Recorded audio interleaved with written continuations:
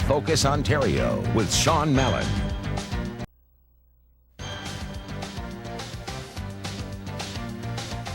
On this next segment, we're talking about organ donations with my guest, George Marcello. Thanks for being with me, Thank you for having George. me. But before we begin, I want to show you the story I filed on the proposal you have to improve donation rates. Let's have a look at that. It's easy to understand why George Marcello is passionate about the cause of organ donations. 10 years ago, he was within a couple of days of dying before a liver became available for a transplant that saved his life. Do we want to solve this issue or don't we? Because it's solvable. What needs to be solved is the chronic shortage of available organs in Canada. He's pushing an idea that was first tried in Spain and has now spread to 21 other countries, mainly in Europe. It's called presumed consent, meaning the government passes a law saying that everyone is considered a donor unless they specifically opt out. Think of it as a kind of negative option billing, only with profound consequences. Marcello says it has helped give Spain among the highest rates of organ donation in the world.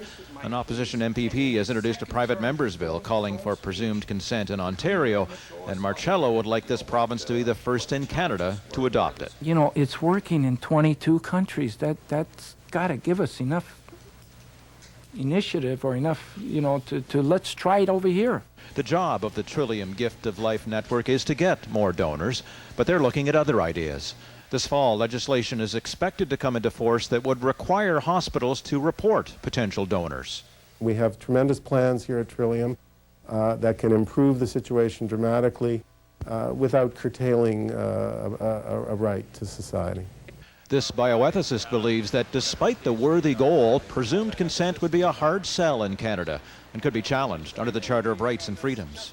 I think a lot of organs would be taken from people that really would not have wanted it to have happened. And we can judge them all we want, but it is their bodies and the bodies of their loved ones. Okay, so that sets up the issue for you, George. And since the time I filed that report, as you well know, both Trillium and the Premier himself have said that presumed consent is not coming to Ontario. What do you think about that?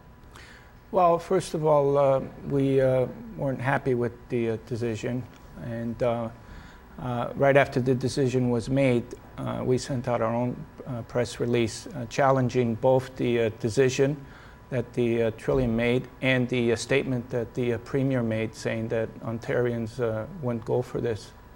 Well, I think as you saw with the bioethicist there, a lot of people are concerned about Charter of Rights issues. What's your response to that?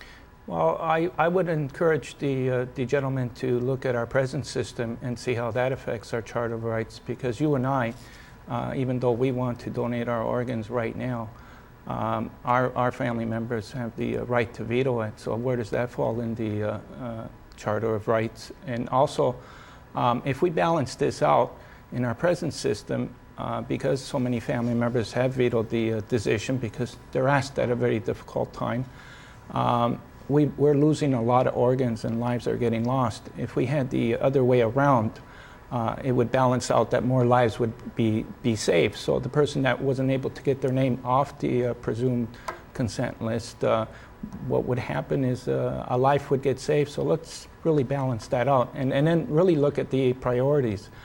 It's all about saving lives, and that's what we're looking at. How badly do we want to save lives here in this country? And nobody can dispute the great need for more organs, but it's an awfully sensitive topic. I mean, we use the words negative option, as so negative option billing was the old thing from cable television. And I guess it trivializes it in a way, but it does pretty much sum up what it is, does it not? And people have had such a hostile reaction to negative option billing when it's just cable. Mm-hmm. But if it's negative option to give your organ after dying, don't you think people would object? We're hoping that those names can change. We're hoping, because it doesn't entail anything negative about the system. It's all positive. We're hoping that the first thing we can do is change the language in all this, because it does, at first hearing, it does leave a negative connotation. But this is the other thing I wanted to say about the decision that was made in this statement in particular. What we're challenging is the basis of how they retrieved the information to make that decision.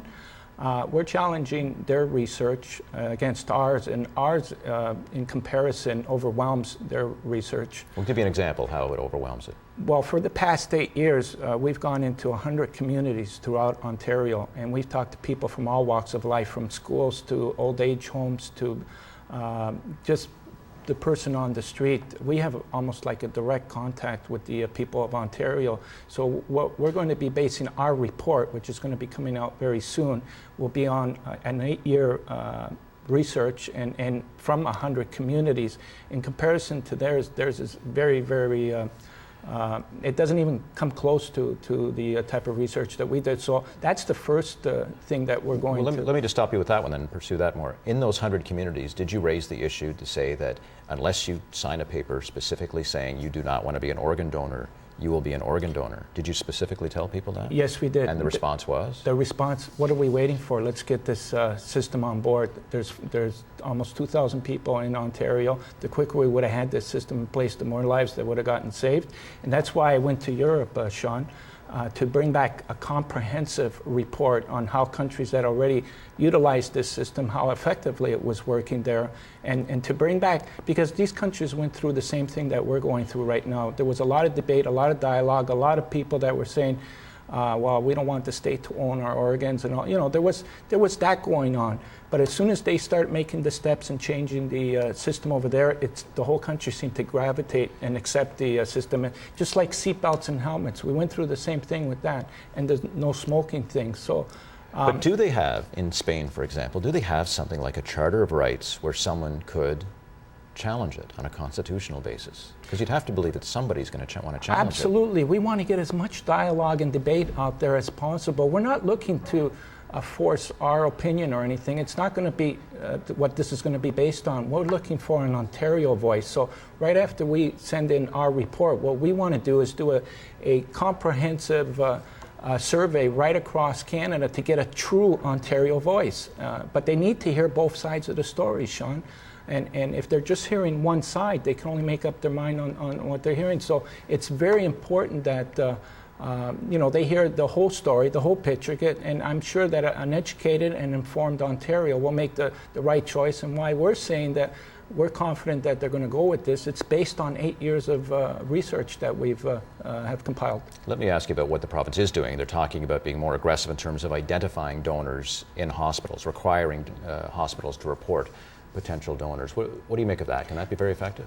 We supported that, but what we're saying, that's no giant leap. That's only a baby step. Why just stop there? Like, let's maximize the potential. Let's do everything possible. It doesn't just include the presumed consent model, because what I feel personally is that if we did exactly what Spain did, that would work here effectively if Ontarians supported that, because there's still the family members that could be approached, but they're more accepting of it at that time, and there's experts that are chosen to talk to the family that know how to deal with the sensitive matter. We have to do a lot better in terms of how to approach exactly. relatives. Exactly. So there's that, and then we also aren't utilizing the heart donations here, which would statistics have shown would increase anywhere between 20 and 30% of our rate. And there's we need more retrieval centers. There's a lot more that we can do to maximize the potential of organs. But what we need to do first is realize that this issue does need more attention than it presently has been given, more priority. It needs to be one of the #1 health issues. There's 2,000 people here in Ontario that are depending on our government, on us to do the right thing. There's countries that have developed perfect system. Spain had recently shown a 92% success rate for people that are on the waiting list in getting their organs, and they're shooting for 100, Sean. Why can't we do the same here? Okay, just a couple of seconds left. Just a quick answer. I know you wanted to get a chance to talk to the Premier directly about this debate. I'm honest. Any response on that yet? No, I haven't gotten any response. Premier McGuinty, this would be good for you, good for us, good for Ontarians. Let's hear what Ontarians really think about this. Let's have this debate.